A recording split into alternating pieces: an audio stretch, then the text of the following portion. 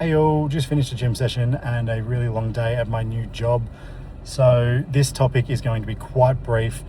I'm probably going to dive into it with a bit more detail in the future, but I really wanted to get this out there, at least record this tonight, because I think that I'm finally able to accept that this is the process of how you deal with things, okay? So if you experience something like loss or separation or something that requires you to, feel something, it is so important that you actually do feel that thing.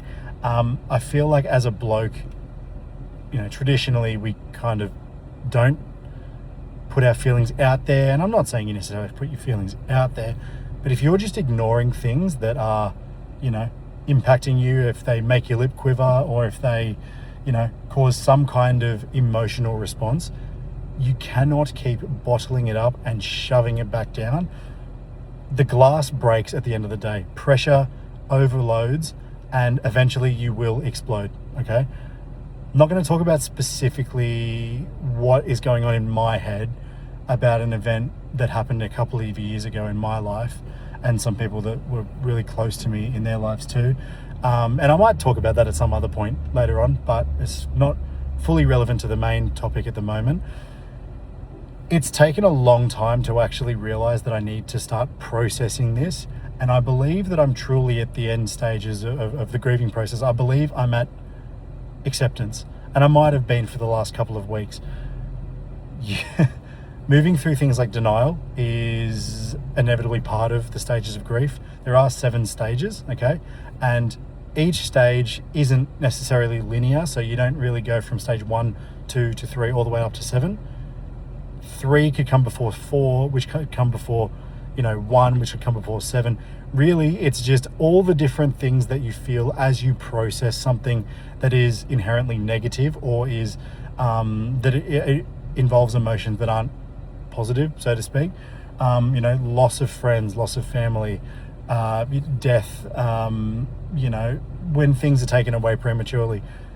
These are events that you just cannot keep bottled up. The way that you start to deal with it is literally whatever comes to your mind first, as long as you're not hurting other people, okay? So that might be genuine anger, it might be frustration, it might be a deep depression or a depressive state, it might be super heightened anxiety, it might be you wanting to just not leave your bedroom for a month.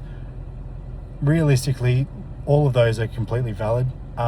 Whatever you need to do that is safe and that will cause minimal harm to yourself and no harm to others, I think it's really important that you engage with that. And if you don't have an idea of how to process events or deal with these feelings and emotions, especially if you're a bloke,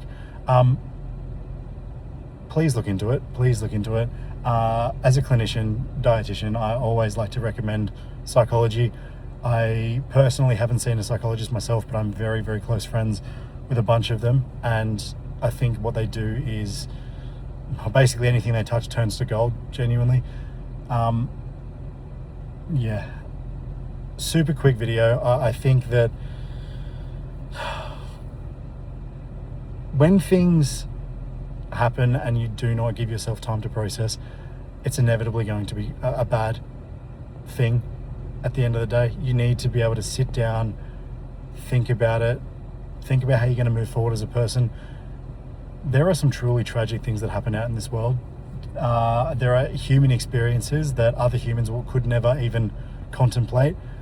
And there's absolutely levels to certain experiences, but just because you have gone through something that relatively in the grand scheme of things is not maybe a massive deal, if we're talking, to major populations or at a population level, it might just be something that's happened to you internally.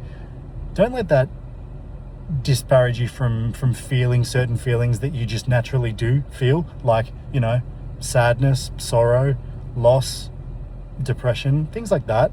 And also definitely don't compare your traumas or your experiences to others, because that inevitably will just result in, they had something much worse objectively happen, So therefore I should feel guilty about feeling the way I do, which is complete another crock of shit. Like, it's just bullshit. Okay, bit of a ramble. I always go on a bit of a ramble, but at the end of the day, please feel feelings, please process things, and fuck, if you have to shed a tear, maybe just let it happen, okay? Let it happen again and again and again, because eventually you'll be able to talk about topics, and you'll be able to think about topics, and you'll be able to look at the fond memories that you have around these things, and it won't just be something that is eating you up inside and something that you'll never be able to truly talk about without a major stutter or without bursting into tears, okay? If you don't know how to, seek professional help or just Google it. There's a bunch of good resources out there where you'll be able to, learn different coping mechanisms and strategies to pass through the stages of grief. But essentially, please just feel, okay? Cheers.